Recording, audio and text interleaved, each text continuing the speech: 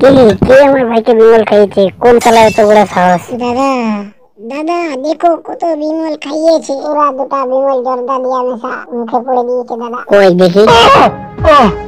আমার ভাইকে বিমল খাইয়েছে কে? হ্যাঁ, সবার মুখে বিমল ঢোকানো আছে নাকি? বিমলটা মুখে নেই, গাড়ে ঢোকানো আছে। সেটা খেয়েছে আপনার ভাই। ওই ওকে বিমল খাওয়াবার তুমি কে?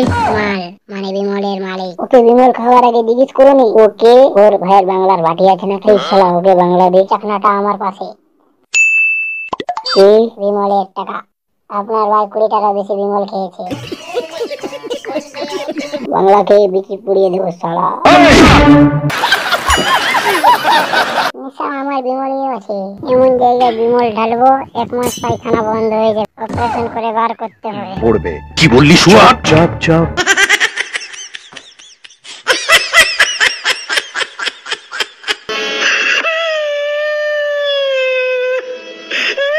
কাঞ্চো কেন দাদু?